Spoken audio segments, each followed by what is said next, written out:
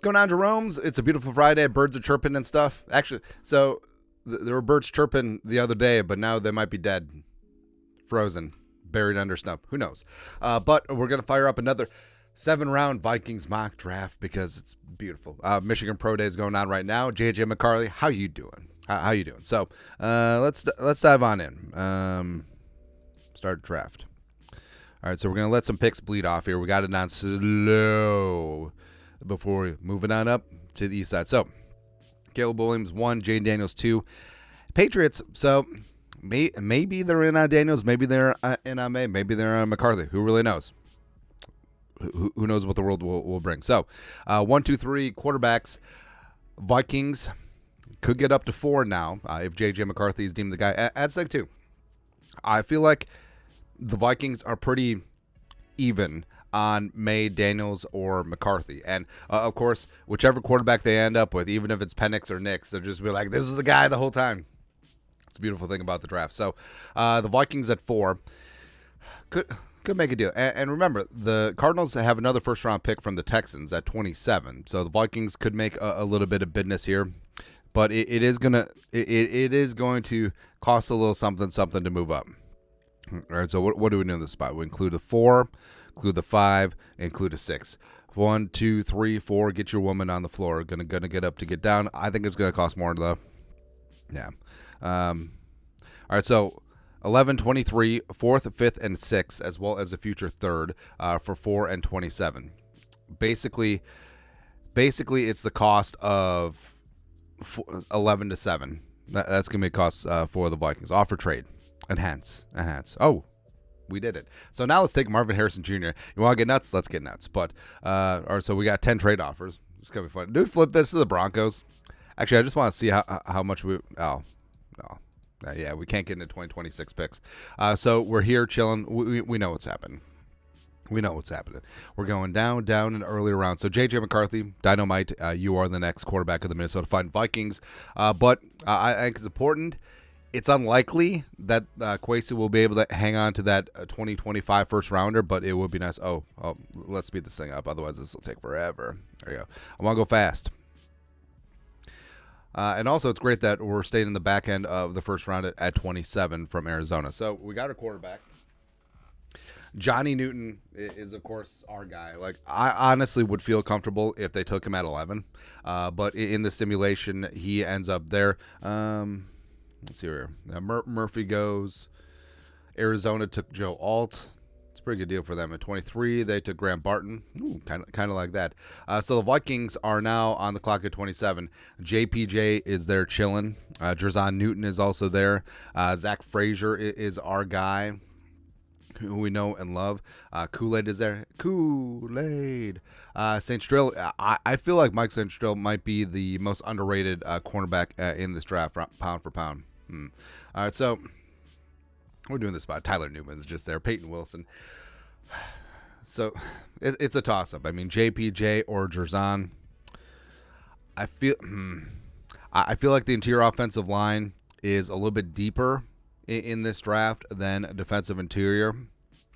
I feel like defensive interior, specifically for the guys who can generate their own pass rush, I think it's relatively thin. So for me, I'm going to take Johnny Newton in this spot. All right, so we got quarterback, we got defensive tackle, and also we didn't give up a future first rounder, which is nice. But it did thin out our picks a little bit, giving up 4, 5, 6. So we have 4 selections remaining. 129. Let's get this on screen. 129, 167, 230, and 232. All right, so you got Cam Hart on board. Guarendo, Chris Johnson, Christian Boyd. Okay. All right, so interior offensive line we would like to target, but also don't want to overdraft in this spot. So Zach Zinter is there. Drake Nugent is a guy that we hype up a lot. Tanner Bortolini, yes. CJ Hansen is the new small school dude. All right, so in this spot, I mean, Cam Hart makes the most sense. McKinley Jackson, if they want a nose tackle. Yeah, all right, so taking Cam Hart in this spot. So length on the outside, versatility, show great at the Senior Bowl.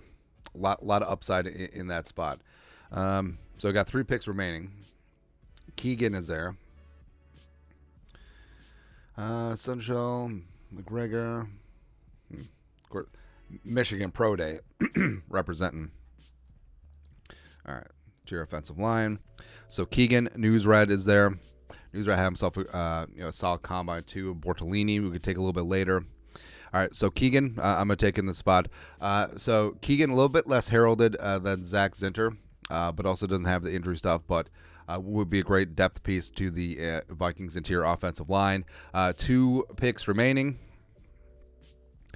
So Isaiah Davis, he could have a hammer at running back, but also you could probably get him as a UDFA, especially as a regional pick. Curtis Jacobs, I like. Trey Knox. Evan Anderson, of course, we always take him as a nose tackle. I'm trying to change things up a little bit. Dallas Gant, I feel like would be great as a 7th-round linebacker. Holy Cross, is he there? Holy Calamity. Actually, no. Where'd he go? Oh, yeah, crap. CJ Hansen went. Is what it is. So Hansen is there. We can take... Where'd he go? I mean, Carter Bradley is kind of interesting, too. No. All right, so Trevin Wallace. Downhill physical freak. At linebacker. And the last one. Last chance, last gasp. I mean, do just take Evan Anderson. I mean, we could. Any wide receivers of note? Not really. Any tight ends? Not really. Oh, Spanford. Again, the plan is we'll get Spanford and Isaiah Davis as the UDFA, but I do want to secure the rights to Evan Anderson. I mean, Evan Anderson's our guy. I know that we generally tend to pick him quite a bit later on in these mock drafts, but our crushes are our crushes, especially since it worked out, since you do have Johnny Newton up at the top.